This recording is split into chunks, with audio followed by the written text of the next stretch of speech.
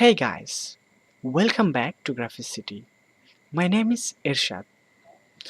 আজকের ভিডিওতে আমরা যে বিষয় নিয়ে কথা বলতে যাচ্ছি সেটা হলো কালার ক্যাস্ট। ফটোশপের মাধ্যমে কিভাবে একটি ইমেজে কালার ক্যাস্ট করা যায়। So without any further ado, let's get started.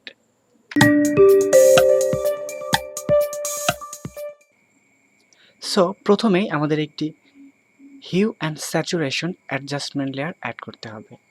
তার জন্য আমরা চলে যাব অ্যাডজাস্টমেন্ট লেয়ার আইকনে এবং সেখান থেকে হিউ অ্যান্ড স্যাচুরেশন সিলেক্ট করে দিব।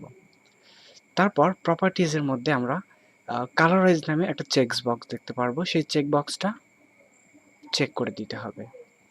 তারপর হিউ স্লাইডারে গিয়ে আমাদের পছন্দ অনুযায়ী একটা কালার সিলেক্ট করতে হবে। ওকে, আমি অরেঞ্জ কালারটা সিলেক্ট করতেছি এবং স্যাচুরেশনটা একটু বাড়িয়ে দিব। ওকে, এখন আমাদের যেটা করতে হবে সেটা হলো আমাদের ব্লেন্ড মুডটাকে নর্মাল থেকে সফট লাইট করে দিতে হবে। তার জন্য আমরা ব্লেন্ড মোড অপশনে ক্লিক করে সফট লাইটে ক্লিক করব, তাহলে আমাদের ব্লেন্ড মোডটা চেঞ্জ হয়ে যাবে। এরপর যদি আমাদের মনে হয় যে না, কালারটা আসলে ভালো লাগছে না, আমরা সেই ক্ষেত্রে রিয়েল টাইম মানে দেখতে চাই আসলে আমাদের ইমেজে কোন কালারটা আসলে পারফেক্ট হবে, সেক্ষেত্রে আমরা হিউ অ্যান্ড স্যাচুরেশন লেয়ার থাম্বনেইলে ডাবল ক্লিক করব। তারপর হিউ স্লাইডারটা আমরা একটু এদিক ওদিক সরিয়ে দেখব যে কোন কালারটা আসলে আমাদের জন্য পারফেক্ট হবে।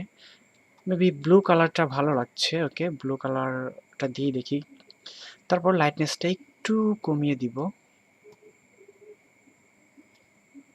ওকে, তারপর যদি মনে হয় যে আমাদের এখানে যে ট্রিগুলো দেখতে পাচ্ছি, ট্রিগুলো একদমই ডার্ক দেখা যাচ্ছে, এখানে কিছুই বোঝা যাচ্ছে না, সেক্ষেত্রে আমরা কি করতে পারি,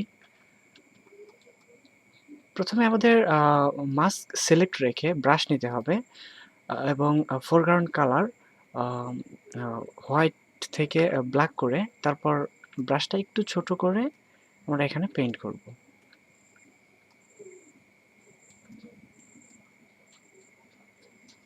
তাহলে আমাদের ট্রিগুলো লাইট হয়ে যাবে।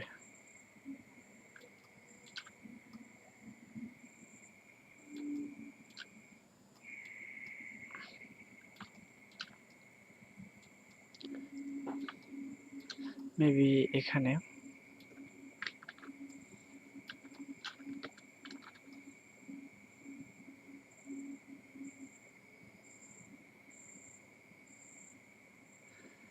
ওকে, এরপর যদি মনে হয় যে না, আমাদের ট্রিগুলো একটু বেশি ব্রাইট হয়ে গেছে, সেক্ষেত্রে আমরা মাস্ক সিলেক্ট রেখে প্রপার্টিজ অপশনে যাব এবং সেখান থেকে ডেনসিটিটা কমিয়ে দিব।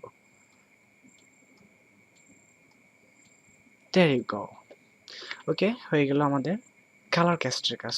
বন্ধুরা, এভাবে আমরা যে কোনো ইমেজের কালার ক্যাস্ট করতে পারি বা যে কোনো ইমেজের কালারকে, পুরো কালারটাকে যে কোনো একটা কালারে রূপান্তরিত করতে পারি আমাদের পছন্দ অনুযায়ী। বন্ধুরা, এই ছিল আজকের টিউটোরিয়াল। যদি ভালো লাগে তাহলে অবশ্যই সাবস্ক্রাইব করতে ভুলবেন না।